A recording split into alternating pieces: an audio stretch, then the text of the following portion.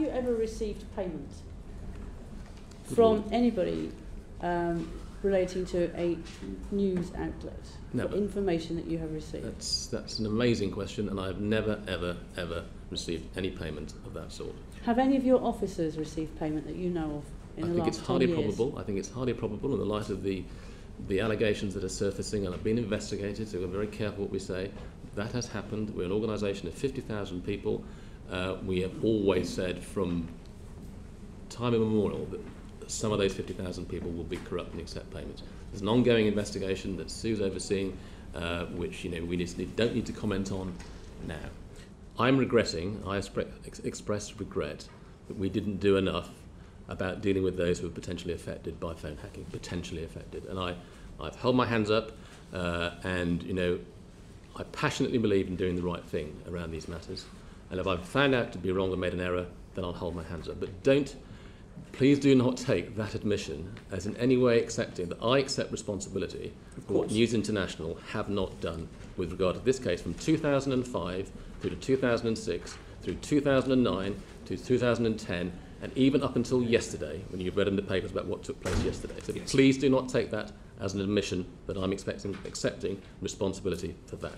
Given what you have said and the apologies that you've made, have you considered your position as to whether or not you should continue in your present position, bearing in mind that you have accepted that this has been a fundamental error in the way in which this inquiry was conducted?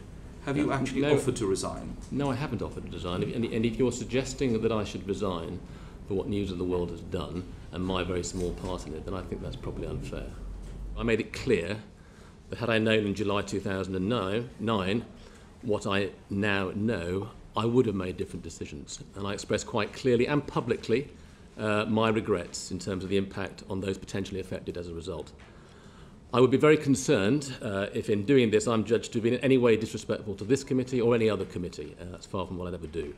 But I can assure you all that I have never lied, and all the information that I provided to this committee and others have been given in good faith. And just briefly turning to my expression of regret, I consider the Telegraph article fairly reflects my views on these matters over what was a lengthy and wide-ranging interview. I cannot speak for the first investigation. I know you've got Peter Clark and Andy Heyman following me. However, for my part, in respect to victims, I made it clear to this committee at my last appearance in March that more could have been done regarding those potentially affected. However, I also reiterate, it is coming to an end, Chair. I also reiterate that it's a matter of great concern that for whatever reason, the News of the World appears to have failed to cooperate in the way that we now know they should have with relevant police inquiries up until January of this year.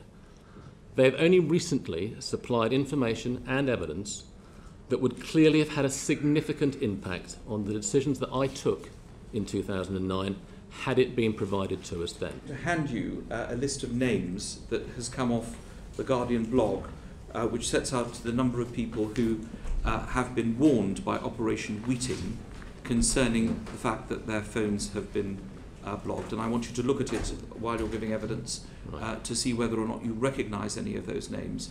One of the names, of course, is Gordon Brown, the former Prime Minister. Yeah. While you looked at the files, was there any mention of the former Prime Minister's name or the name of the Chancellor of the Exchequer, both whose names appear on that list and both who have been warned by Operation Wheating that their phones have been hacked? Of course, Mr. Heyman's name is also on there. Is that the first time you've seen that list of names? Yes, and my own name, of course. Yes. This is the first time I've seen this name, and I'm sure this is one for Sue to respond to, and because this is Operation Wheating. But you didn't see that in the 8 hours you looked at the review? No. In the New York Times today, there is an article which seems to confirm some of the points made by Mr. Dr. Huppert. Have you seen this article? No, I haven't. It makes allegations that it's because of your personal life that you were put under pressure by News International. Can you categorically say that that was not the case? I categorically state that was not the case to each and every one of you. I think it's despicable. I think it's cowardly. And it is not the case. It is untrue.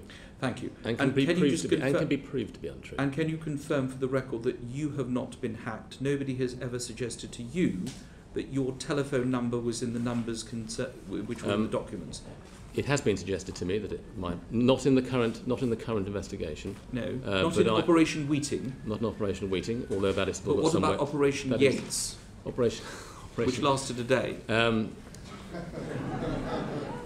Touché. It's I'm. So who told you this? That you were being hacked? I'm from the methods I know that are used and the impact that it has on your phone and your PIN number. I am 99% certain my phone was hacked during a period of actually 2005-6. Who by, I don't know. The records don't exist anymore. But from the modus operandi that I know how it happens, your phone was hacked between two. As have been a number of other people. And did this come up as a result of Mr. Heyman's investigation? No. He didn't see you and tell you you're being hacked? No. Where did this arrive then? It arrived from my own knowledge, as in, I know what's happened to my phone. So, right. And it was at a particularly difficult time for the Met, so I think it's more or less like that. Thank you.